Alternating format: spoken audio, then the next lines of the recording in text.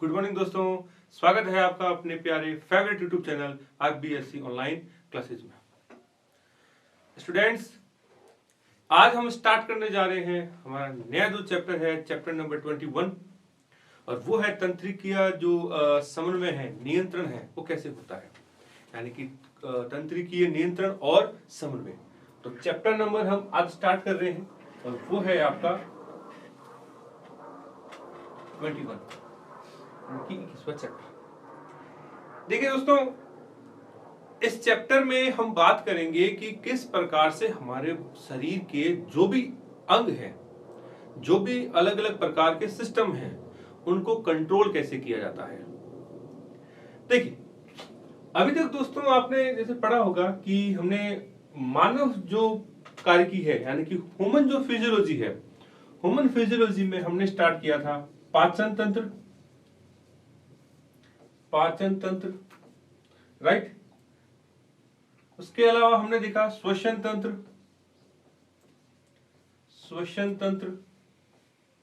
है ना, परिसंचरण तंत्र। तो कहने का मतलब है जो भी अलग अलग सिस्टम है, जो तंत्र है, इन सब को कंट्रोल और कोऑर्डिनेट कौन करता है। यानी कि अगर हम बात करें कि पाचन तंत्र, श्वसन तंत्र, परिसंचरण, उसके अलावा और देखें तो उत्सर्जन, इन सब को दोस्तों, इन सबको जो कंट्रोल करने वाला होता है, इन सबको कंट्रोल जो किया जाता है, वो किया जाता है एक तो तंत्रिका तंत्र के द्वारा, और एक कंट्रोल करता है इसको आपके अंतः स्त्रावी तंत्र। दोस्तों, ये जो दोनों सिस्टम है, कौन सा, तंत्रिका तंत्र और अंतःस्त्रावी तंत्र, यानी कि नर्वस सिस्टम और एंडोक्राइन सिस्टम जो है, ये दोस्तों दोनों मिल करके, है ना, दोनों मिल करके, बहुत इंपॉर्टेंट है, ध्यान रखना, ये दोनों मिल करके दोस्तों हमारे शरीर को क्या करते हैं, नियंत्रित करते हैं। यानी कि नियंत्रण और समन्वय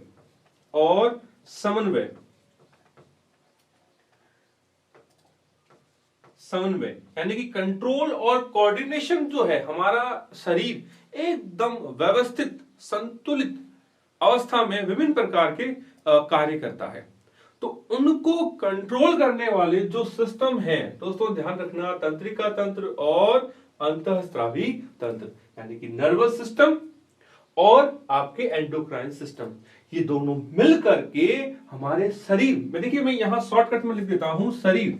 तो हमारे शरीर के जो भी विभिन्न तंत्र है, विभिन्न जो तंत्र है, उन सबको क्या करता है, उन सबको कंट्रोल एंड कोऑर्डिनेट करता है, यानी कि नियंत्रण और समन्वय, यानी कि बैलेंस करके और हमारे हर कार्य को सुचारू रूप से चलाता है। दोस्तों, हमारी बहुत सी एक्टिविटी है, जैसे खेलना, दौड़ना, है ना, खाना पीना, और अगर बात करें तो याददाश्त, हमारी मेमोरी, स्मरण शक्ति जिसको कहते हैं, इंटेलिजेंस, या ये सब जो है, ये दोनों मिलकर के करते हैं, तंत्रिका तंत्र और अंतःस्त्रावी तंत्र। तो आज जो हमारा चैप्टर है, उस पर हम जो डिस्कस कर रहे हैं वो है हमारा तंत्रिका तंत्र। तो हम बात कर रहे हैं मनुष्य में, है ना, मानव तंत्रिका तंत्र। तो दोस्तों, मनुष्य में एक विशेष प्रकार के ऑर्गन्स, है ना, विशेष प्रकार के ऑर्गन्स यानी कि अंगों का जो समूह होता है, और वो जो है मिल करके तंत्र का निर्माण करता है, और उस तंत्र को कहते हैं आपके मानव तंत्रिका तंत्र, यानी कि ह्यूमन नर्वस सिस्टम। अब देखिए, ये जो सिस्टम है दोस्तों, ये आपके 3 भागों से मिलकर के बनता है। कितने भागों से मिलकर के बनता है दोस्तों? 3 भागों से। फर्स्ट बात करें तो होता है आपके केंद्रीय तंत्रिका तंत्र। सेकंड बात करें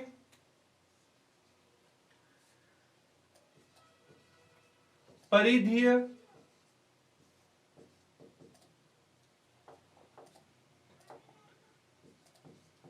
तंत्रिका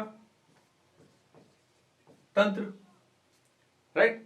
और तीसरा जो बात करें वो है आपके स्वायत्त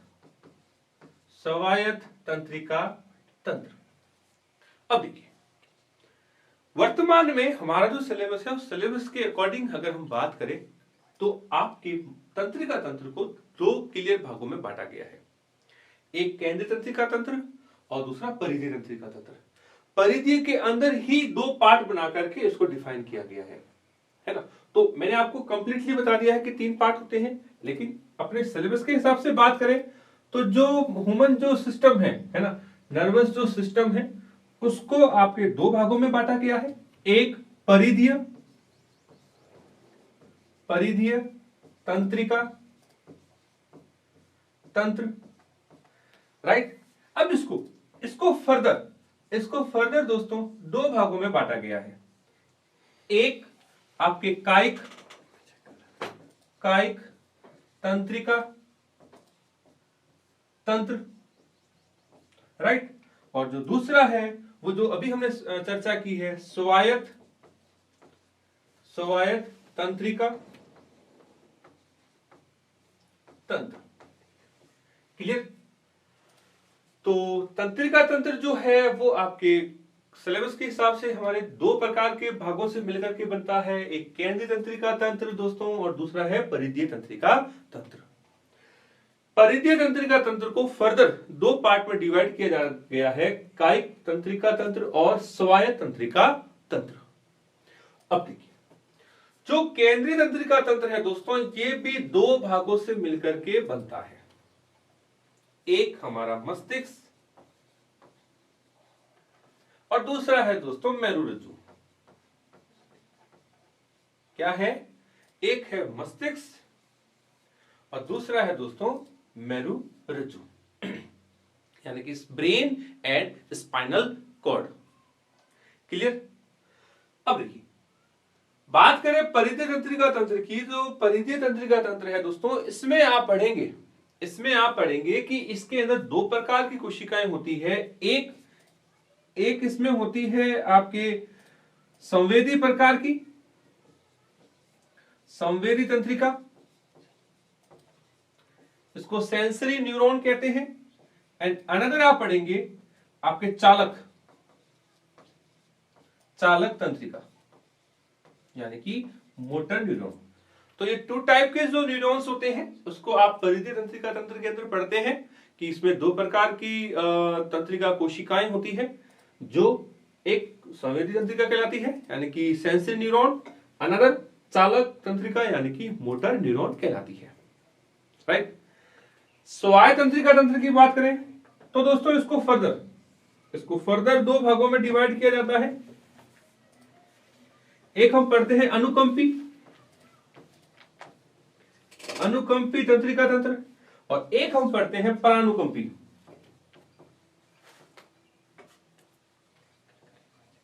परानुकंपी तंत्रिका तंत्र। क्लियर।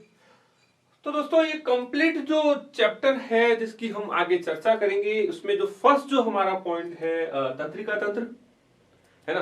तो तंत्रिका तंत्र को दोस्तों हम इन जो पॉइंट्स हैं इन पॉइंट्स के अनुसार हम इसको रीड करेंगे, जिसमें फर्स्ट हम बात करें केंद्रीय तंत्रिका तंत्र और परिधीय तंत्रिका तंत्र।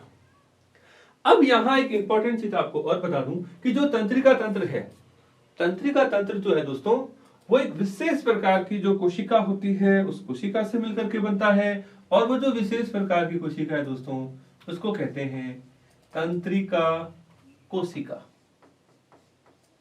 क्या कहा जाता है दोस्तों? तंत्रिका कोशिका। और इसी तंत्रिका कोशिका को आपने सिंपल इंग्लिश जो वर्ड है उसमें भी आपने देखा होगा, इसको न्यूरॉन्स कहते हैं। न्यूरॉन क्या कहते हैं? न्यूरॉन यानी कि तंत्रिका कोशिका। दोस्तों जो तंत्रिका कोशिका है यानी कि जो न्यूरॉन है, इसको तंत्रिका तंत्र की संरचनात्मक और क्रियात्मक इकाई कहते हैं। ये वो भाग है जो मिल करके कंप्लीट जो सिस्टम है उसका निर्माण करता है। इसके काफी नेटवर्क्स पाए जाते हैं, फाइबर्स पाए जाते हैं जो कि हमारे बॉडी में टॉप टू बॉटम तक फैले रहते हैं, और इन्हीं फाइबर्स या इन्हीं न्यूरॉन्स की वजह से हमारे अंदर दर्द की या विभिन्न प्रकार की जो एक्टिविटी है जिसको हम नॉलेज में लेते हैं, है ना। जैसे मान लो अगर मैं यहाँ ऑल पिंच को चिबाऊं, है ना, टच करूं, तो मुझे जो पेन होगा, वो जो दर्द है, पेन है, उसको ये ज्ञान करवाते हैं कौन? Neurons, right. जो कि 2 टाइप के होते हैं, एक अभी हमने देखा है संवेदी प्रकार का और दूसरा आपके चालक प्रकार का। चलो तो दोस्तों, आगे बात करने से पहले फर्स्ट हम चर्चा करते हैं कि ये तंत्रिका कोशिका है क्या चीज, है ना। यानी कि जो न्यूरॉन्स हैं वो कैसे होते हैं, कैसे ये अपना वर्क करते हैं, क्या कौन कौन से इसके भाग होते हैं, वो सब जो है वो हम आगे चर्चा करते हैं। चलो आइए बात करते हैं। नेक्स्ट जो है वो है हमारा न्यूरॉन। क्या है दोस्तों? न्यूरॉन। न्यूरॉन यानी कि तंत्रिका कोशिका। तंत्रिका कोशिका।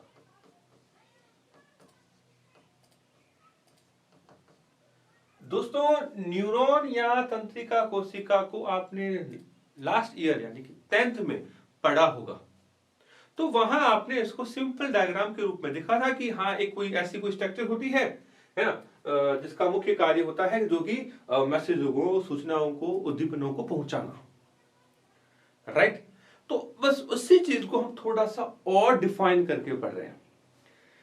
देखिए दोस्तों, इसके ऊपर अगर बात करें तो बहुत इंपॉर्टेंट चीजें क्या है कि एक तो ये हमारे शरीर की सबसे लंबी कोशिका होती है। शरीर की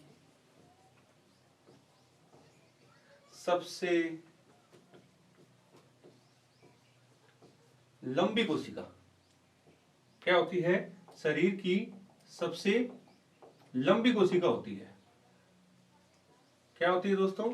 सबसे लंबी कोशिका होती है। एक तो इसके बारे में ये इंपॉर्टेंट चीज। दूसरी और बात करें तो ये क्या करती है दोस्तों? एक तो इसमें जो कोशिका विभाजन है, कोशिका विभाजन वो दोस्तों नहीं पाया जाता, यानी कि सेल डिवीजन जो है वो इसमें अपसेट होता है। और बात करें तो इसका मुख्य कार्य क्या है? जो भी उद्दीपन है, उद्दीपन कह दीजिए, इसको आप आवेग कह दीजिए, इसको आप सूचनाएं कह दीजिए, तो ये जो स्थानांतरण है ना, उद्दीपन, आवेग, सूचनाएं, है ना, आदि, है ना, इन सब का क्या करती है? सूचनाएं या आदि का क्या करती है? ये समन्वय या संचारण करती है, यानी कि स्थानांतरण करती है। क्या करती है दोस्तों?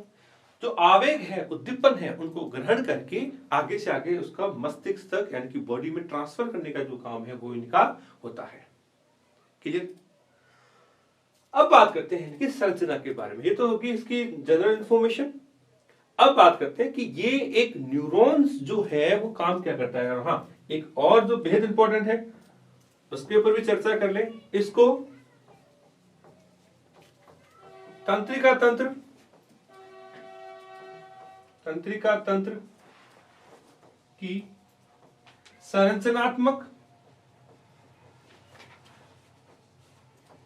संरचनात्मक और क्रियात्मक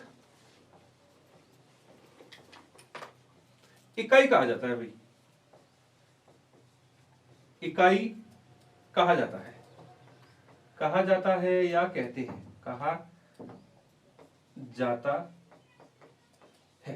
तो ये और जो इंपॉर्टेंट चीज है वो क्या है कि इसको इकाई कहते हैं, यूनिट कहते हैं। भाई, क्या कहते हैं? इसको यूनिट कहते हैं। किसकी दोस्तों? नर्वस सिस्टम की। तो नर्वस सिस्टम की स्ट्रक्चरल और फंक्शनल जो यूनिट है ना, क्रियात्मक और संरचनात्मक जो इकाई है वो आपके किसको कहते हैं दोस्तों? न्यूरॉन को कहते हैं। चलो आइए अब हम बात करते हैं कि ये जो न्यूरॉन है यानी कि तंत्रिका कोशिका है, ये कितनी संरचनाओं से मिलकर के बनती है। देखिए दोस्तों, एक न्यूरॉन या तंत्रिका कोशिका का जो मेन जो पार्ट है ना, मेन पार्ट है, उसको हम कहते हैं दोस्तों कोशिका काय। क्या कहा जाता है दोस्तों? कोशिका काय कहते हैं, है ना। और इसी को दोस्तों साइटोन भी कहते हैं। क्या कहते हैं दोस्तों? इसी को साइटोन भी कहते हैं इंग्लिश में। अब देखिए, इस कोशिका काय के अंदर एक सुस्पष्ट इसका खुद का केंद्रक पाया जाता है। क्या होता है दोस्तों? खुद का सुस्पष्ट एक केंद्रक पाया जाता है। अब जो कोशिका काय है यानी कि जो साइटोन है वो दोस्तों अलग अलग शाखाओं में यानी कि ब्रांच्ड होती है, और इन शाखाओं को कहते हैं दोस्तों दुर्माक्ष्म या डेंड्राइट कहते हैं। क्या कहते हैं? दुर्माक्ष्म या डेंड्राइट्स कहते हैं। अब दुर्माक्ष्म की बात करें, दुर्माक्ष्म दोस्तों ये विभाजित है और ये आगे से आगे, जैसे मान लीजिए फिंगर लाइक, जैसे ये हमारा हाथ था, ये अलग अलग शाखाओं में बट गया, तो उस तरीके से ये अलग अलग शाखाओं में बट जाता है, और ये और फर्दर डिवाइडेड होती है, इनको डेंड्राइट्स कहते हैं, है ना। डेंड्राइट या और जो विभाजित होती है इनको डेंड्राइट्स कहते हैं। इनका कार्य है कि जो उद्दीपन है, उस उद्दीपन को दोस्तों ये ग्रहण करते हैं। ये क्या काम करते हैं दोस्तों? उद्दीपनों को सबसे पहले ये ग्रहण करते हैं, यानी कि जो भी सूचनाएं होती है उन सूचनाओं को कैच करने का जो कार्य है दोस्तों वो आपके डेंड्राइट्स का होता है। जैसे पुराने समय में आपने देखा होगा छत के ऊपर एंटीना हुआ करता था, है ना। टीवी देखने के लिए एक एंटीना हुआ करता था। एंटीने की अलग अलग ब्रांचेस होती थी, शाखाएं होती थी, वो सिग्नल को कैच करके और उसके अनुसार हमारे टीवी के अंदर हम उसकी पिक्चर्स या वगैरह देखते थे। आज उसी एंटीने का जो स्थान है वो किसने ले लिया दोस्तों? डिश टीवी वगैरह जो आ रही है ना, तो उस डिश टीवी की जो छतरी जो होती है वो भी सिग्नल को कैच करने का कार्य करती है, राइट। ठीक इसी तरीके से जो न्यूरॉन्स का जो आगे का यानी कि जो शीर्ष भाग है जिसको हम डेंड्राइट्स या दुर्माक्ष्म कहते हैं, इनका मुख्य कार्य है दोस्तों सूचनाओं या आवेगों को या उद्दीपनों को ग्रहण करना, ये मैसेज को इकट्ठा करके और आगे किस में डाल देते हैं? कोशिका काय में। क्लियर? अब वापस कोशिका काय में आते हैं। कोशिका काय का जो ये जीव द्रव्य है यानी कि साइटोन का जो साइटोप्लाज्म है दोस्तों, उसमें विशेष प्रकार के कण पाए जाते हैं जिसे निसेल कण या ग्रेन्यूल कहते हैं। और दोस्तों ध्यान रखना, इसका ये जो नाम है ये इंपॉर्टेंट है। आपको एग्जामों में यानी कि नीट के जो भी एग्जाम है या कॉम्पिटिटिव जो एग्जाम है उसमें इसके बारे में बहुत क्वेश्चन पूछे जाते हैं कि न्यूरॉन्स के साइटोप्लाज्म यानी कि जो कोशिका द्रव है उसमें पाए जाने वाले कण यानी कि ग्रेन्यूल्स को क्या कहते हैं? उसको कहते हैं दोस्तों निसेल ग्रेन्यूल या निसेल कण कहते हैं, राइट। चलो आगे बात करें कि जो साइटोन है, साइटोन की जो अलग अलग शाखाएं होती है उनमें से एक जो शाखा है वो अन्य की तुलना में इलोंगेट हो जाती है यानी कि और ज्यादा लंबी होती है। और इस भाग को, है ना, जो आगे एक ट्यूब के रूप में और आगे नलिका के रूप में निकलता है, इस भाग को कहते हैं दोस्तों आपके तंत्रिकाक्ष, और इसी तंत्रिकाक्ष को कहते हैं आपकी एक्सॉन। इसको इंग्लिश में क्या कहते हैं दोस्तों? एक्सॉन कहा जाता है।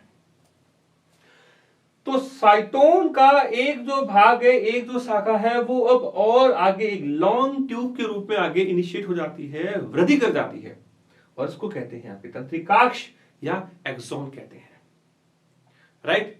अब देखिए एक्सॉन के विषय में बात करें तो जो एक्सॉन है दोस्तों ये इनके चारों ओर एक विशेष प्रकार की सीट पाई जाती है, आवरण पाया जाता है, और उस आवरण को माइलिन आच्छादन या माइलिन आवरण कहते हैं।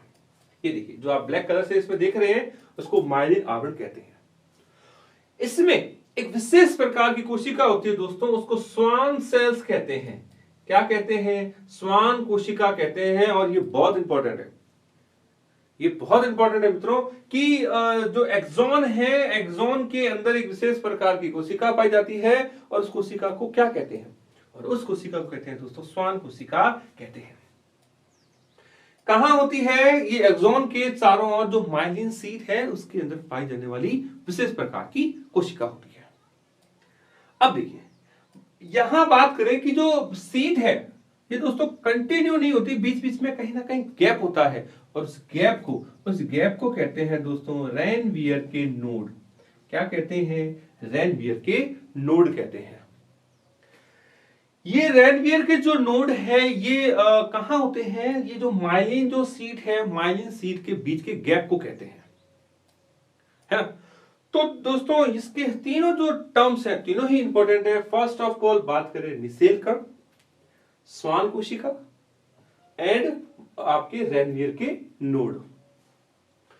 ये जो तंत्रिकाक्ष है यानी कि एक्सॉन है, ये आगे जाकर के एक अंतिम जो सिरा बनाता है इसको एंड पार्ट ऑफ न्यूरॉन्स कहते हैं, या इसको तंत्रिकाक्ष का अंतिम सिरा कहते हैं। क्या कहते हैं? तंत्रिकाक्ष का अंतिम सिरा, जो आगे विशेष प्रकार की स्ट्रक्चर के रूप में यानी कि पुट्टिकाओं का निर्माण करता है, और इन पुट्टिकाओं को दोस्तों कहते हैं सिनेप्टिक पुट्टिकाएं। क्या कहते हैं? सिनेप्टिक पुट्टिकाएं कहते हैं। और ये सिनेप्टिक पुट्टिकाएं आगे कहां खुलती है? आगे हमारी जो पेशियां होती है वहां जाकर के खुलती है। ठीक है, अब यहां देखिए दोस्तों, जो न्यूरॉन है, न्यूरॉन का जो मेन जो भाग है इसमें हमने चर्चा करी कि जो डेंड्राइट्स है जिसका मुख्य कार्य है सूचनाओं को कलेक्ट करना। तो अगर इसके आवेग के फ्लो की बात करें तो दोस्तों सबसे पहले जो आवेग यानी कि उद्दीपन है उसको ग्रहण करता है डेंड्रॉइड्स यानी कि दुर्मांस। वो आगे किसमें पास करता है? वो आगे पास कर देता है दोस्तों आपके किसमें? साइटोन यानी कि कोशिका काय में। वहां से मैसेज आगे निकलता है और वो निकलता है दोस्तों आपके तंत्रिकाक्ष से होते हुए इसके अंतिम सिरे तक।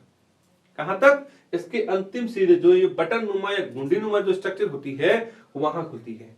एंड फाइनली ये जो सिनेप्टिक जो पुट्टिकाएं हैं, है ना, इसको तंत्रिका कोशिका का अंतिम सिरा या इसको सिनेप्टिक गुंडी, है ना, या नोब कहते हैं, वहां तक सूचनाओं को छोड़ दिया जाता है।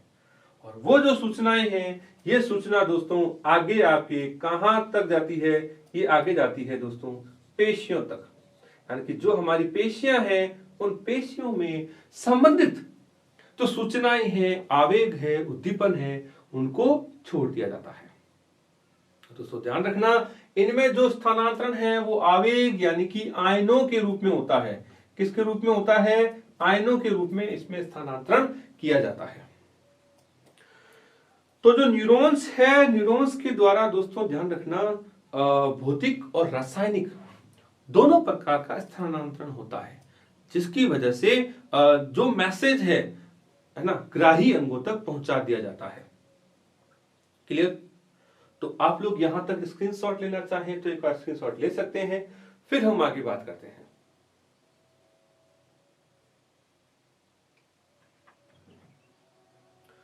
अब देखिए, अब हम बात कर रहे हैं दोस्तों कि ये जो न्यूरॉन्स है ना, ये न्यूरॉन्स में आवेग जो है वो आवेग कैसे उत्पन्न होते हैं या कैसे उनका स्थानांतरण किया जाता है।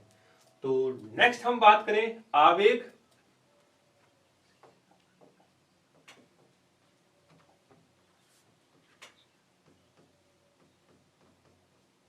आवेगों का स्थानांतरण,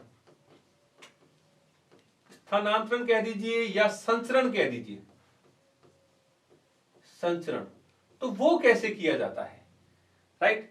तो अब हम बात कर रहे हैं कि जो आवेग है यानी कि जो सूचनाएं हैं उनको कैसे स्थानांतरण किया जाता है। अभी दोस्तों हमने बात की कि जो तंत्रिकाक्ष है, तंत्रिकाक्ष का जो अंतिम जो सिरा है वो इस तरीके से गुंडी नुमा उभार बनाता है और इसको कहते हैं आपके सिनेप्सिस कह दें या सिनेप्टिक दरार कहते हैं, है ना। वो आगे जो गुंडी है यानी कि पुट्टिकाएं हैं, पुट्टिकाओं के रूप में खुलता है, पुट्टिका में खुलता है। तो जो मैसेज है वो मैसेज इसके माध्यम से होते हुए दोस्तों आगे कहां छोड़ दिया जाता है? आगे जो हमारी त्वचा है ना, त्वचा है या जो पेशियां हैं, पेशियों की जो त्वचा है या सतह कह दीजिए, पेशियों की जो सतह है, सतह, वहां पर स्थानांतरण कर दिया जाता है। तो यहां पर मेरा आपसे क्वेश्चन है दोस्तों कि जो पेशियां हैं वो पेशियां कितने प्रकार की होती है। हमने पिछले जो वीडियोस हैं उनमें कहीं ना कहीं हमने इसकी चर्चा की हुई है कि मनुष्य के शरीर में कितने प्रकार की, 3 प्रकार की पेशियां होती है। तो आपको दोस्तों इन पेशियों के नाम बताने हैं बस, है ना। यहां आपको क्या करना है दोस्तों, यहां एक छोटा सा क्वेश्चन मैं आपसे पूछ रहा हूं कि जो पेशियां हैं उन पेशियों के क्या क्या नाम है। क्लियर। चलो तो वापस अपन टॉपिक पर आते हैं कि जो आवेग है, ये आवेग ध्यान रखना आयनों के रूप में स्थानांतरण किया जाता है इनका, जो आगे कहां तक जाता है, पेशियों की सतह तक जाता है। अब पेशियां जो है उसमें आपके इस तरीके की स्ट्रक्चर्स आपको दिख जाएगी, है ना।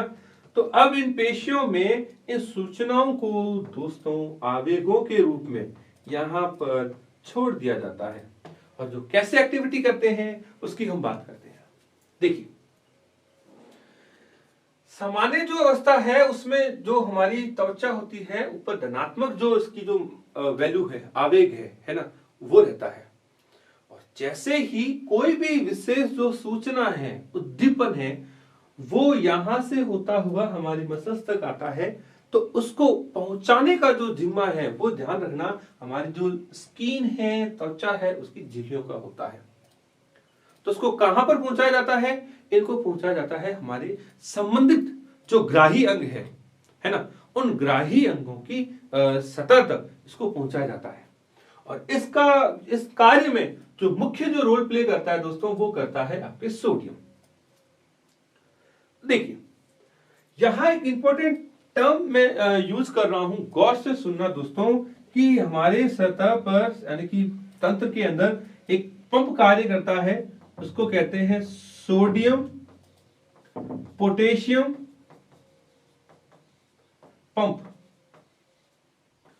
दोस्तों सोडियम और जो पोटेशियम है ये मिलकर के आयनों का संचरण करवाते हैं।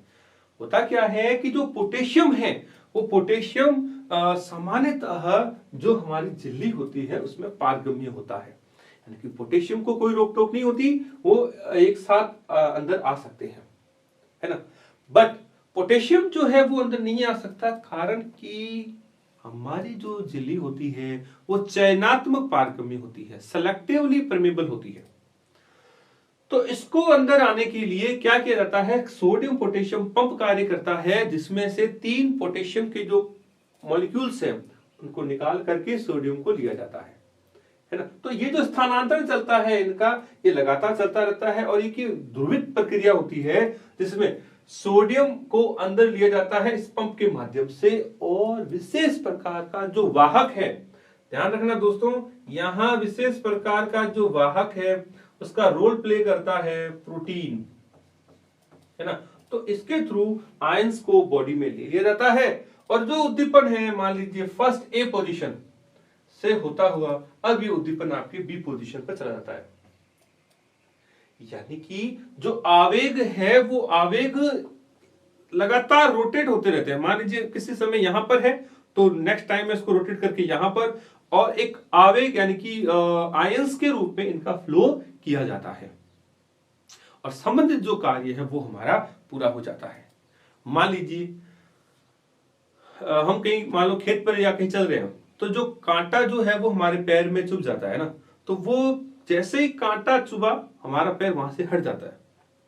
तो ये मैसेज जो है वो एक्सचेंज है वो क्विकली होता है, और वो जो सारा कंट्रोल जो है वो इसी माध्यम से किया जाता है। क्लियर।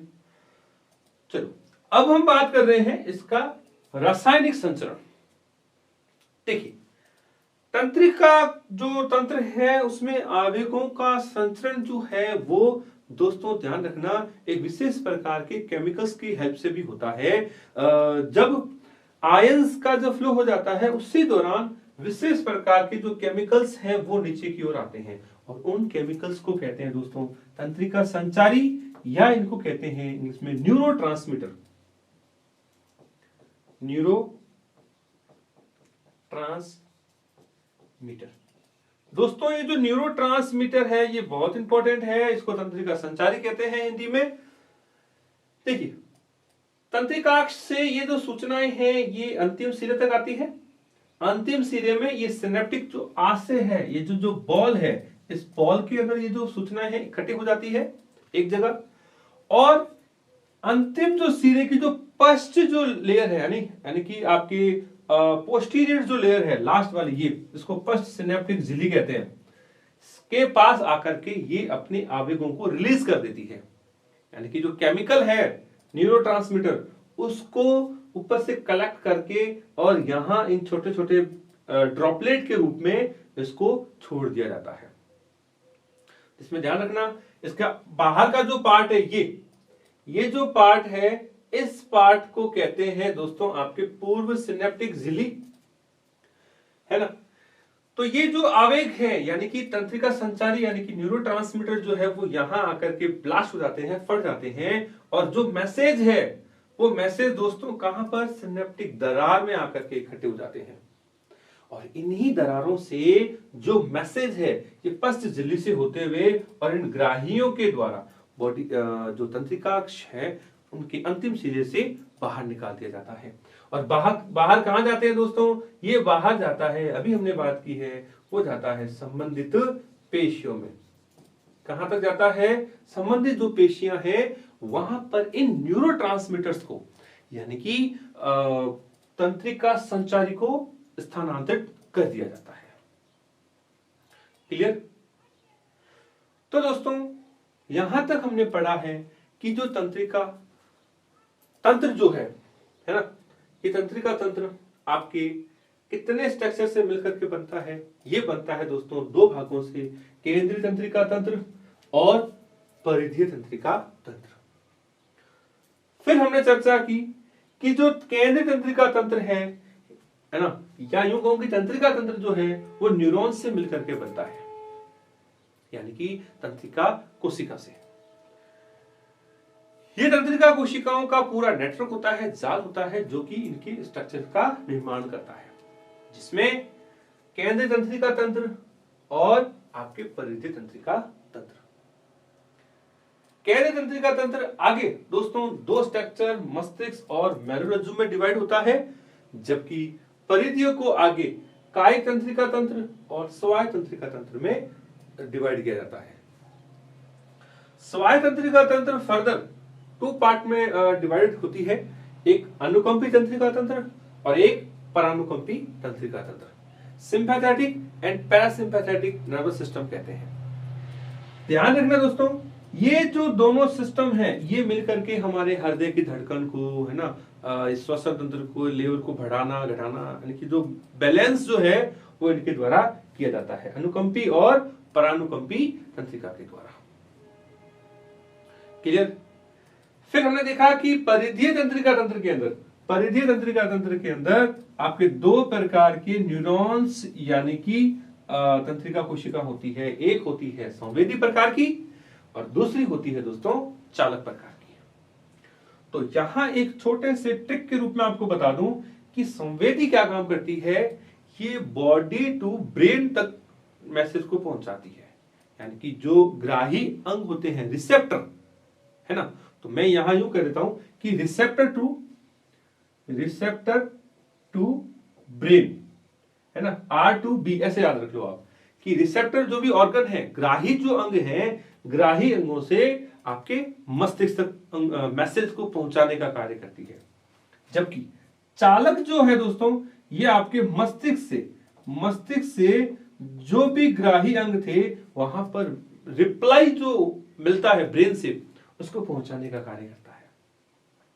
यानी कि दोनों का जो डायरेक्शन है दोस्तों ध्यान रखना वन वे प्रकार का होता है, जिसमें एक जो है अंगों से मस्तिष्क तक सूचनाओं को लेके जाती है, जबकि दूसरे चालक जो है ये मस्तिष्क से आपके ग्राही अंग, मैं यहां उसको पूरा लिख देता हूं, मस्तिष्क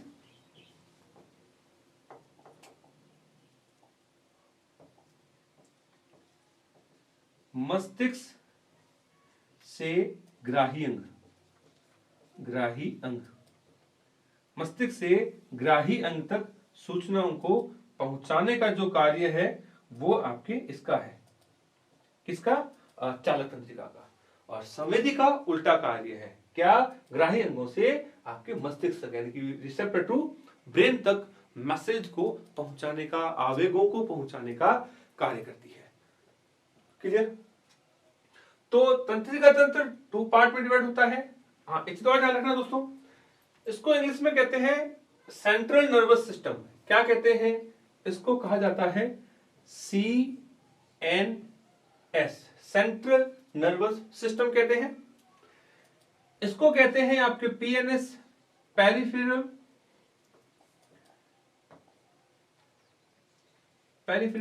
नर्वस सिस्टम, यानी कि इसको PNS कहते हैं। और स्वायत्त तंत्रिका तंत्र को कहते हैं autonomous, ANS, autonomous nervous system कहते हैं। क्या कहते हैं? ऑटोनोमस नर्वस सिस्टम कहते हैं। तो CNS, PNS और आपके ANS, central nervous system, peripheral and आपके ऑटोनोमस नर्वस सिस्टम, ये 3 मेजर पार्ट होते हैं, है ना, जिसको हमारे सिलेबस के हिसाब से 2 पार्ट में डिवाइड किया गया है, CNS एंड PNS। चलो नेक्स्ट हमने चर्चा की कि जो न्यूरॉन्स है ये होते कैसे हैं, क्या क्या इनकी विशेषता होती है। तो ये हमारे शरीर की सबसे लंबी सेल है ना, विभाजन नहीं होता, जो मैसेज को स्थानांतरण या संचरण जो करता है वो दीपनों को या आवेगों के रूप में किया जाता है। और इसको तंत्रिका तंत्र की क्या कहते हैं? स्ट्रक्चरल एंड फंक्शनल, संरचनात्मक और क्रियात्मक इकाई कहते हैं। इसके विभिन्न प्रकार के भाग होते हैं। टॉप स्ट्रक्चर से बात करें तो दुर्माक्ष, जिसका कार्य है सूचनाओं को कलेक्ट करना। मैसेज जो सूचनाएं हैं उनको मिड में, यानी कि जो बड़ा पार्ट है साइटोन या कोशिका काय, उसमें डाल देती है। साइटोन में खुद का अपना एक सुस्पष्ट केंद्रक होता है, छिद्रव्य होता है और इसमें विशेष प्रकार के पार्टिकल्स होते हैं, उनको ग्रेन्यूल्स यानी कि निसेल ग्रेन्यूल कहते हैं। यहां से जो मैसेज है वो आगे एक लॉन्ग ट्यूब यानी कि जो शाखाएं हैं जो कि आगे जाकर के लंबी हो जाती है, उसको कहते हैं आपके एक्सॉन यानी कि तंत्रिकाक्ष। इस तंत्रिकाक्ष के चारों ओर विशेष प्रकार का आवरण पाया जाता है, उस आवरण को माइलिन आच्छादन या आवरण कहते हैं। यहां आपको एक इंपॉर्टेंट चीज बताता हूं कि जो तंत्रिकाक्ष है, ये तंत्रिकाक्ष आपके आगे 2 प्रकार से होता है। देखिए एक और इंपॉर्टेंट बात करें कि जो तंत्रिकाक्ष के ऊपर माइलिन आच्छादन है ना, तो तंत्रिकाक्ष जो है माइलिन आच्छादन के अनुसार, माइलिन आवरण की उपस्थिति के अनुसार, है ना, कि उपस्थिति के आधार पर ये आपके 2 प्रकार का होता है। क्या होता है भाई? आधार पर 2 प्रकार का होता है, 2 प्रकार का होता है। तो एक कौन सा हो गया? एक जिसके ऊपर आवरण है और दूसरा जिसके ऊपर आवरण नहीं है। तो फर्स्ट क्या है? माइलिन आच्छादन, है ना, माइलिन आच्छादन या आवरण युक्त लिख सकते हैं, माइलिन आवरण युक्त। और अनदर क्या हो सकता है? माइलिन आवरण रहित। राइट दोस्तों, तो 2 प्रकार का होता है, माइलिन शीट प्रेजेंट भी हो सकती है और दूसरा जो है अगर माइलिन शीट अब्सेंट हो तो उसको कहते हैं आच्छादन और इसको आच्छादनहीन कहते हैं, है ना। तो एक तो ये प्रकार हो गया।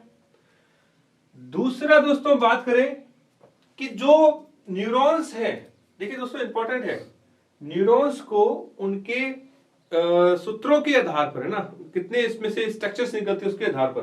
तो न्यूरॉन्स भी 3 प्रकार के होते हैं दोस्तों, ध्यान रखना। फर्स्ट हम बात करें एक ध्रुवीय न्यूरॉन, एक ध्रुवीय न्यूरॉन। तो दोस्तों ध्यान रखना, इसमें केवल एक ही प्रवर्ध निकलते हैं, है ना, एक ही प्रवर्ध, एक ही प्रवर्ध निकलता है, एक ही प्रवर्ध होता है या निकलता है, राइट। तो एक ध्रुवीय न्यूरॉन्स है ना, तो ये हम पढ़ क्या रहे हैं, प्रवर्ध के आधार पर न्यूरॉन्स के प्रकार। तो यहां अगर हम लिखें प्रवर्ध की संख्या के आधार पर न्यूरॉन के प्रकार, है ना, जिसमें फर्स्ट क्या है, एक ध्रुवीय।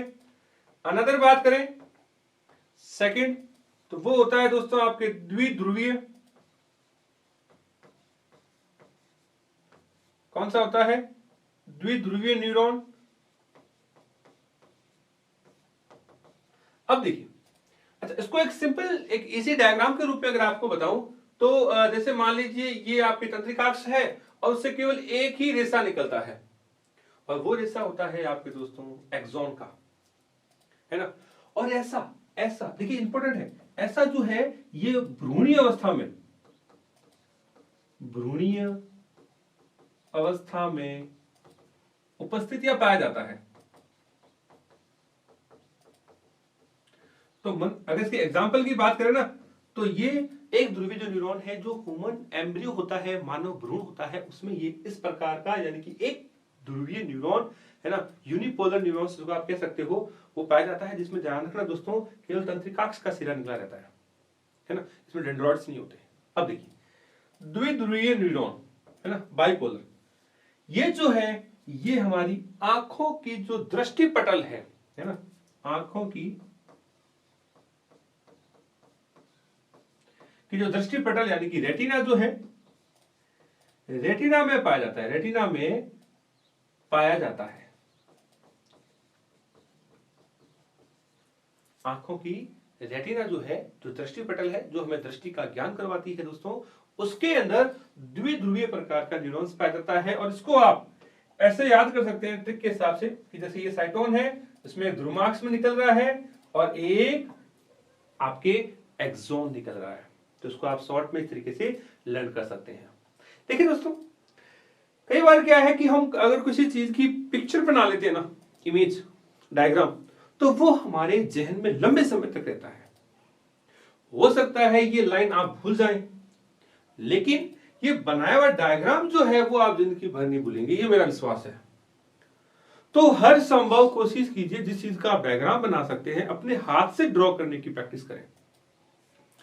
और मैंने आपको शायद शुरुआत में ही बताया था कि बायो को अच्छे से अगर आपको याद करनी है, जीव विज्ञान पर अच्छी पकड़ बनानी है, तो आप हर चीज को लिख लिख करके प्रैक्टिस करें और विशेष रूप से डायग्राम को आप जरूर ड्रॉ करें।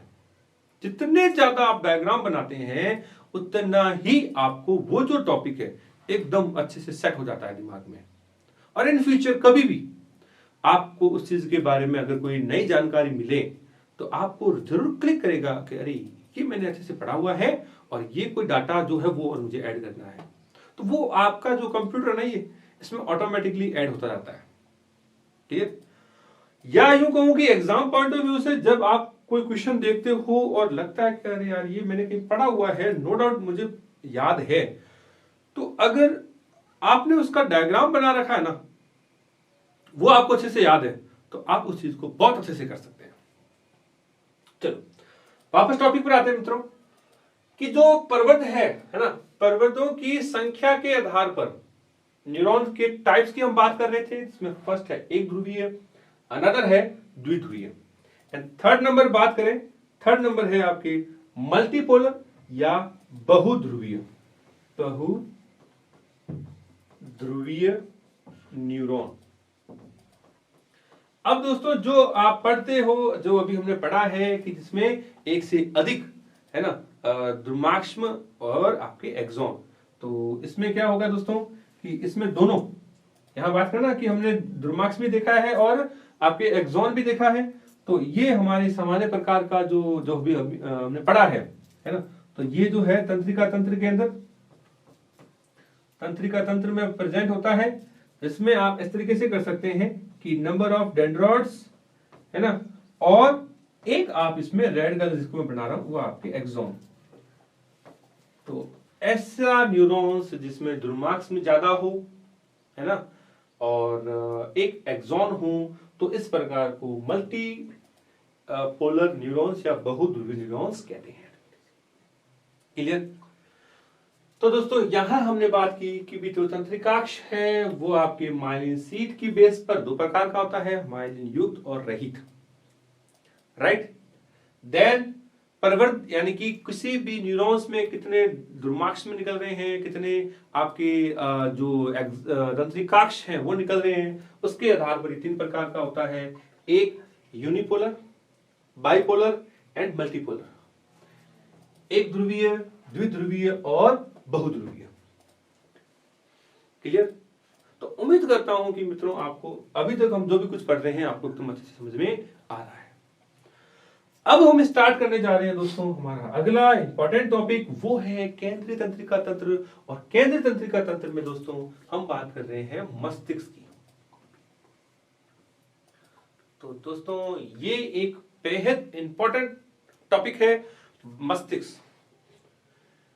दोस्तों मस्तिष्क जो है वो आप जैसे डायग्राम में देख सकते हैं, ये एक ऐसे स्ट्रक्चर है जिसको आप कंप्लीट कंप्यूटर कह सकते हो। हमारी जो भी भावनाएं हैं, सूचनाएं हैं, हमारा जो भी एक्टिविटी है, उन सब को कंट्रोल करने वाला जो कंट्रोलर है वो आपके सामने है, यानी कि हमारा मस्तिष्क, यानी कि ब्रेन। तो इसको करने से पहले हम थोड़ी इसकी चर्चा करते हैं, फिर मैं आपको डायग्राम पर लेके आता हूं। तो देखिए दोस्तों, हम बात कर रहे हैं मस्तिष्क की, और जो देखा जाए तो हमारा जो फर्स्ट जो पॉइंट था केंद्रीय तंत्रिका तंत्र, है ना। तो बात करें केंद्रीय तंत्रिका तंत्र, और केंद्रीय तंत्रिका तंत्र में हम बात कर रहे हैं दोस्तों मस्तिष्क यानी कि ब्रेन की। क्लियर? अब देखिए मस्तिष्क को दोस्तों मैं एकदम सिंपल से उदाहरण से बताऊंगा, वो है अखरोट, है ना। अखरोट जो है, उस अखरोट को आपने अच्छे से देखा होगा, खाया भी होगा, है ना। तो अखरोट को आपने कैसे देखा है कि अखरोट एक बॉल, एक गोल स्ट्रक्चर है, कठोर छिलका होता है ना। उसको आप तोड़ करके और उसकी गिरी को आप रिमूव करते हैं, है ना। मान लीजिए ये वो अखरोट है, और ये जो है उसके अंदर आपका ब्रेन है, यानी कि मस्तिष्क, यानी कि उसकी गिरी, समझ रहे हो। तो इस पूरे स्ट्रक्चर को दोस्तों कहते हैं कपाल या खोपड़ी या स्केल कहते हैं। देखिए कैसे, मान लीजिए ये जो छिलका है ना, कठोर, ये तो छिलका हो गया, और इसके अंदर का ये जो पार्ट है ना, ये हो जाता है आपका मस्तिष्क। राइट? और इस आवरण को कहते हैं दोस्तों मस्तिष्क आवरण, मेनिंजेस भी कहते हैं इसको। इंग्लिश में क्या कहते हैं? मेनिंजेस, या मस्तिष्क का आवरण, या मस्तिष्क आवरण भी सिंपल शॉर्ट में आप कह सकते हैं। तो देखो इसकी मैंने तुलना करी है अखरोट के छिलके से, और मस्तिष्क की तुलना करी है मैंने अखरोट के खाए जाने वाले भाग यानी कि गिरी से। अब दोस्तों आप एक ट्राई करना घर में, अखरोट को इस तरीके से तोड़ना, इस तरीके से छिलके को अलग करना कि हर संभव आप प्रयास करना कि वो जो गिरी है वो आप साबित निकालें। तो उसमें एग्जैक्ट जो स्ट्रक्चर आपको दिखेगी वो ही आपका ब्रेन का डायग्राम होगा। और इसीलिए दोस्तों कहते हैं कि अखरोट को भिगो करके खाना चाहिए, इससे दिमाग तेज होता है। और ये कहीं ना कहीं बात एकदम सही भी है कि आप per day early the morning, है ना, 4 बादाम और 4 अखरोट अगर आप खाते हैं तो इससे कहीं ना कहीं अपना जो दिमाग है वो तेज होता है। अब इसका मतलब ये नहीं है कि सर कह रहे हैं कि बादाम और अखरोट खाने वाले का ही दिमाग तेज होता है, नथिंग। हाँ, मैं ये कहता हूं कि हाँ, इससे थोड़ी सी आपको जो हेल्प है वो मिलती है। तो कई ऐसे बच्चे भी हैं दोस्तों जिनको खाने को कुछ भी नहीं मिलता, लेकिन दिमाग बहुत शानदार है, बहुत ब्रिलियंट है। तो कहीं मेरे इस चीज को आप इससे लिंक मत कर देना कि सर ने कहा है जो खाते हैं उसका दिमाग तेज होता है, ना, है ना। हाँ, ये जरूर है कि इससे खाने से थोड़ी हेल्प आपको जरूर मिलती है। तो जो भी पढ़ने वाले जो स्टूडेंट्स हैं, है ना, तो वो अर्ली द मॉर्निंग 4 बादाम और अखरोट खाते हैं तो जरूर उसका दिमाग जो है वो पुशअप किया जाता है।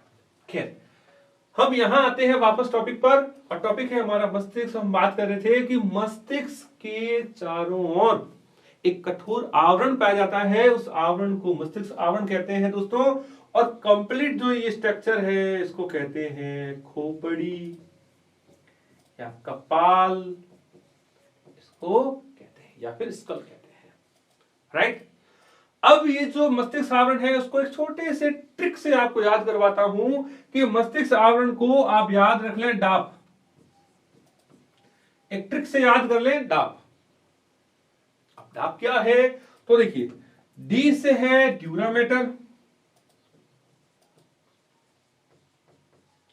ड्यूरामेटर, ए से है एरेक्नॉइड, और पी से है दोस्तों पायामेटर। तो ये 3 प्रकार की दोस्तों झिल्लियां होती है, और इन्हीं झिल्लियों के, जैसे देखिए एक इसको ऐसे कर लीजिए, first layer, second layer and third layer, ये तीनों परतें होती है, और जो तीनों परतें हैं दोस्तों वो मिलकर के ही आपके मस्तिष्क आवरण यानी कि ब्रेन मेनिंजेज कहलाती है। इनके अंदर विशेष प्रकार का फ्लूइड भरा रहता है दोस्तों, और इस फ्लूइड को, इस लिक्विड को, है ना, इस फ्लूइड को, लिक्विड को कहते हैं आपके सेरिब्रो स्पाइनल, क्या कहते हैं, सेरिब्रो स्पाइनल फ्लूइड, प्रमस्तिष्क द्रव। और ये आवरण और ये जो फ्लूइड है, द्रव है, ये मिल करके हमारा जो ब्रेन है, मस्तिष्क है, बहुत सॉफ्ट होता है, उसको प्रोटेक्ट करने का कार्य करते हैं, उनको सुरक्षात्मक आवरण देने का कार्य करते हैं, राइट। तो कुल मिलाकर के मस्तिष्क आवरण के अंदर 3 प्रकार की लेयरें होती हैं, ड्यूरामेटर, एरेक्नॉइड और पायामेटर, जिसको आप शॉर्ट ट्रिक में डाप करके याद कर सकते हैं। और जो पायामेटर है दोस्तों, पायामेटर आखिरी परत होती है जो कि आगे मस्तिष्क से अटैच रहती है। ये इनर मोस्ट लेयर है और ये हमारा ब्रेन होता है। क्लियर? चलो, अब हम दोस्तों बात कर रहे हैं मस्तिष्क के ऊपर।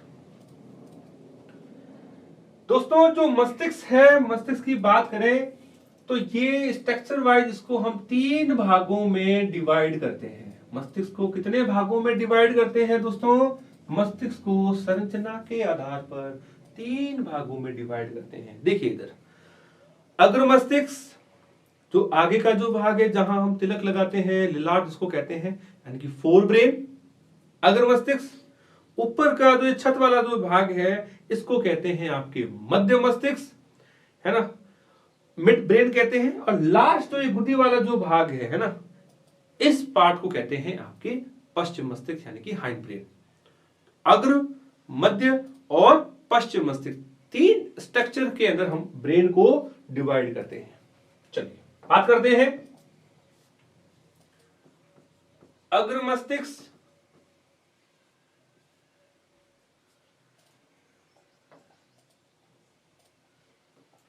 आपके मध्य मस्तिष्क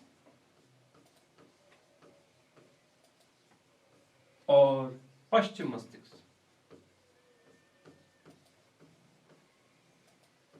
अब देखिए दोस्तों, इन स्ट्रक्चर्स को फर्दर और स्ट्रक्चर्स में डिवाइड करते हैं। फर्स्ट ऑफ ऑल बात करें तो आपके जो अग्र मस्तिष्क है ना, उस अग्र मस्तिष्क का सबसे बड़ा और इंपॉर्टेंट जो भाग है उसको कहते हैं मित्रों प्रमस्तिष्क। क्या कहते हैं दोस्तों? प्रमस्तिष्क। देन एक पार्ट होता है उसका नाम है आपके थैलेमस, और एक और स्ट्रक्चर होती है, उस स्ट्रक्चर को कहते हैं दोस्तों हाइपोथैलेमस। तो जो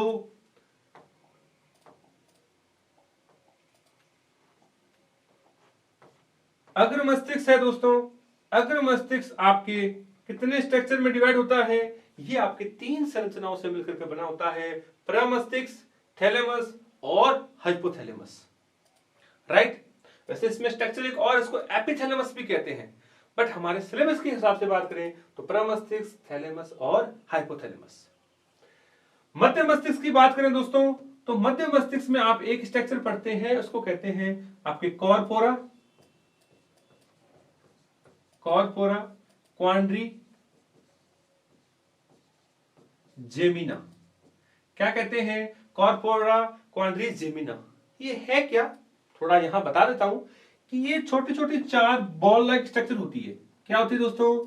1 2 3 एंड 4 4 पिंड होते हैं, लोब्स होते हैं, जिनको कंबाइंडली कॉर्पोरा क्वाड्री जेमिना कहते हैं।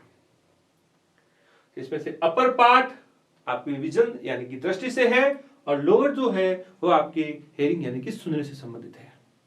राइट, चलो आगे बात करें कि जो पश्चिम मस्तिष्क है दोस्तों, क्या है कि जो पश्चिम मस्तिष्क है, ये पश्चिम मस्तिष्क को आगे 3 भागों में डिवाइड किया जाता है।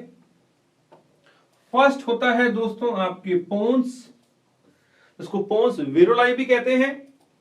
अनदर होता है, अनदर वाले पार्ट को कहते हैं आपके अनुमस्तिष्क, और लास्ट जो है उसको कहते हैं मध्यांश। और इसी मध्यांश को दोस्तों कहा जाता है मेडुला ऑब्लांगेटा। क्या कहते हैं दोस्तों? मेडुला ऑब्लांगेटा, और उसको शॉर्ट फॉर्म में मध्यांश भी कहा जाता है। तो ये दोस्तों एक ग्राफ के रूप में, फ्लो चार्ट के रूप में कंप्लीट जो ब्रेन है वो आप अपनी स्क्रीन पर देख रहे हो कि ब्रेन जो है ये आपके 3 पार्ट में डिवाइड होता है, अग्र मस्तिष्क, मध्य मस्तिष्क और पश्चिम मस्तिष्क। फोर ब्रेन, मिड ब्रेन और hind brain. Fore brain another 3 structure से डिवाइड होता है, मिलकर के बनता है आपके प्रमस्तिष्क। ध्यान रखना दोस्तों, इसको सेरिब्रम कहते हैं, सेरिब्रम कहते हैं, और ये इस नाम से ज्यादा फेमस है। कई बार एग्जामों में इस इंग्लिश वर्ड को हिंदी में यानी कि सेरिब्रम करके लिखा जाता है। यहां बता दूं, बहुत इंपॉर्टेंट है, ये आपके मस्तिष्क का 75% भाग होता है, यानी कि 2/3 जो भाग है वो मित्रों होता है आपके प्रमस्तिष्क यानी कि सेरिब्रम। और ये इतना इंपॉर्टेंट है कि जो हमारी एक्टिविटी है, लाइक याददाश्त, सूचना, संवेदना, किसी के प्रति गुस्सा, प्यार, है ना, तो वो जो कुछ है वो सारा कंट्रोल करता है ये प्रमस्तिष्क, बोले तो सेरिब्रम। क्लियर? ये सबसे बड़ा भाग है। एंड सेकेंड जो हाईएस्ट लार्जर जो स्ट्रक्चर है इंपॉर्टेंट, वो होती है दोस्तों अनुमस्तिष्क, और अनुमस्तिष्क को कहते हैं दोस्तों सेरिबेलम। क्या कहते हैं दोस्तों? इसको कहा जाता है सेरिबेलम। और ये सेकंड इंपॉर्टेंट या लार्जर जो पार्ट है ब्रेन का वो होता है। ठीक है, चलो वापस यहां आता हूं। अग्र मस्तिष्क के 3 भाग, प्रमस्तिष्क, थैलेमस और हाइपोथैलेमस। मध्य मस्तिष्क के दोस्तों एक स्ट्रक्चर आप पढ़ते हैं कॉर्पोरा क्वाड्री जेमिना, जिसमें से ये 4 पिंड में डिवाइड होता है। अपर आपके होता है किसमें? दृष्टि यानी कि देखने से संबंधित है, और नीचे वाले होते हैं दोस्तों जो सुनने से संबंधित होते हैं। देन बात करें पश्चिम मस्तिष्क, तो दोस्तों पश्चिम मस्तिष्क आपके 3 भागों से मिलकर के बना होता है। कितने भागों से मिलकर बना होता है? 3।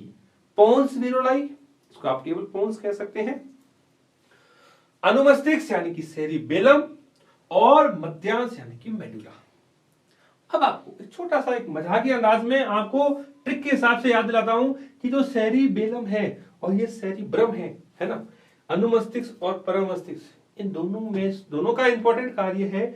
अनुमस्तिष्क को छोटे से ट्रिक के हिसाब से बात करूं तो इसको आप याद रखने के हिसाब से सेरिबेलन याद रख लीजिए भाई। अब कहोगे सर ये सेरिबेलन क्या चीज है? मैं फिर बता रहा हूं दोस्तों, ट्रिक के हिसाब से याद करना है बस अपने, तो ट्रिक के लिए इसको आप याद रख लेना बस, सेरिबेलन। ऐसा क्यों, वो हम और आगे बात करेंगे।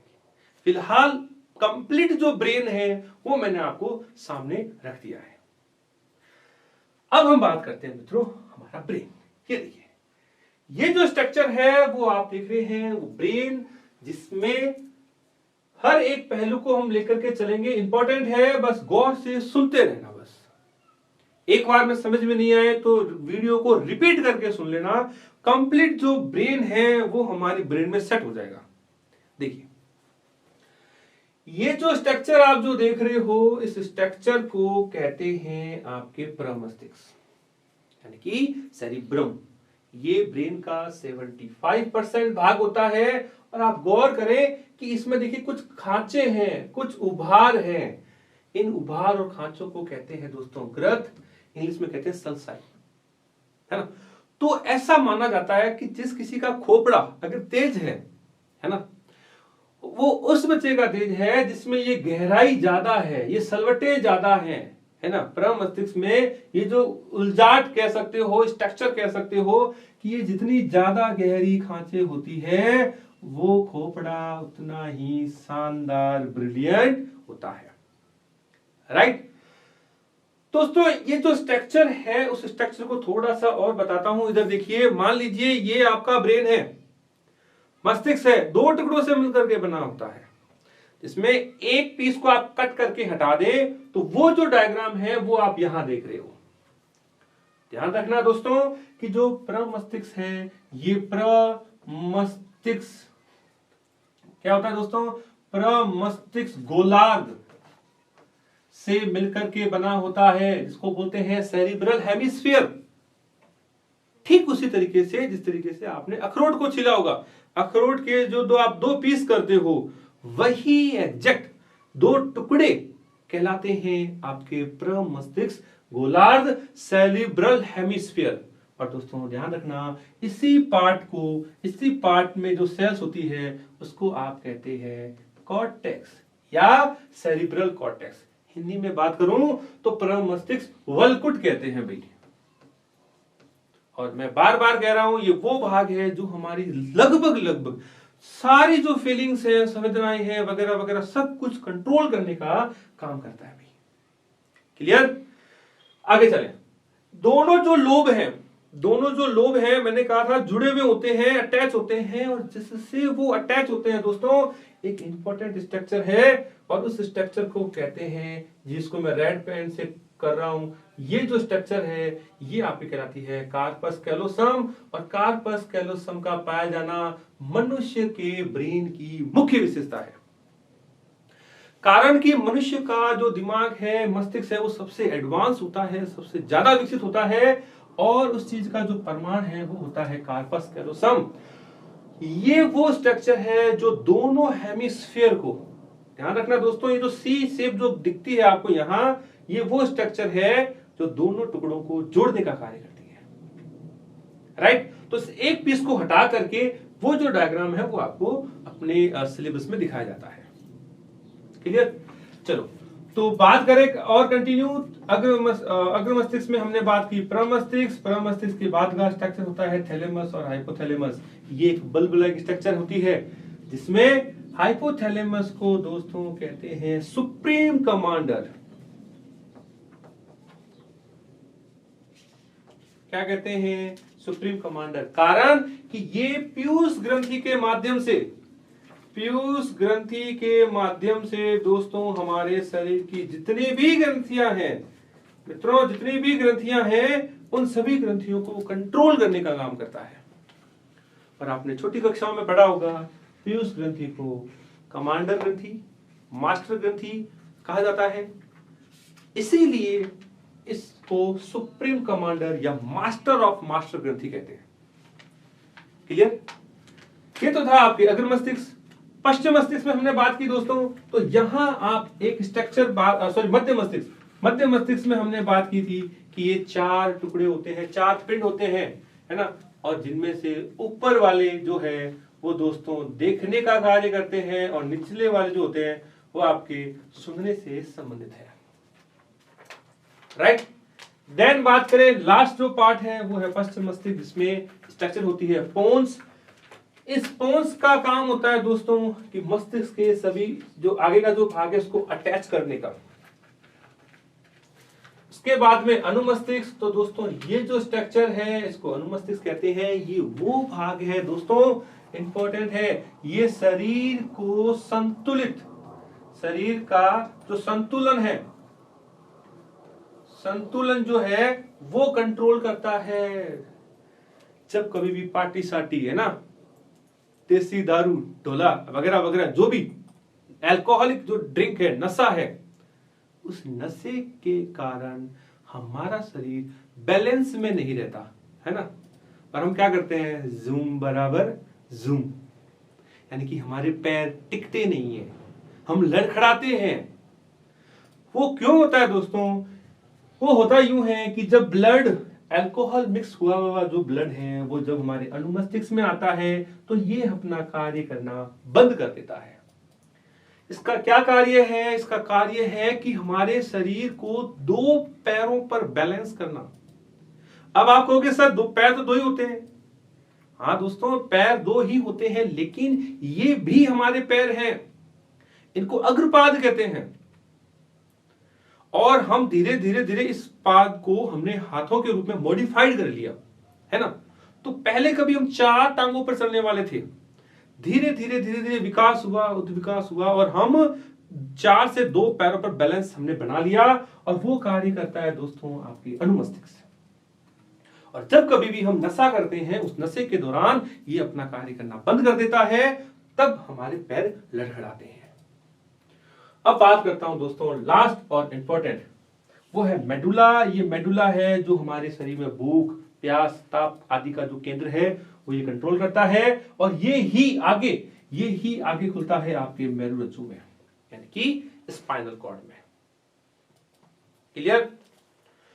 तो दोस्तों यहां तक आज हमने बात की है कि कैसे तंत्रिका तंत्र जो है डिवाइड होता है, और वो अलग अलग पार्ट्स में डिवाइड होते हुए हमने तंत्रिका कोशिका की स्ट्रक्चर देखी, एंड फाइनली हमने देखा है मस्तिष्क के बारे में। तो उम्मीद करता हूं कि मेरे सभी मित्रों को ये अच्छे से समझ में आ रहा है। फिर भी अगर आपको समझ में नहीं आए तो एक बार वीडियो को जरूर रिपीट करके देखें, और मैं विश्वास दिलाता हूं कि आपको जरूर एकदम अच्छे से समझ में आ जाएगा। और अगर अभी तक आपने दोस्तों वीडियो को लाइक नहीं किया है तो प्लीज लाइक कीजिए, और हमारे चैनल को ज्यादा से ज्यादा अपने फ्रेंड्स सर्कल्स जो भी है उन सब में सब्सक्राइब करवाइए। थैंक यू दोस्तों, थैंक यू सो मच।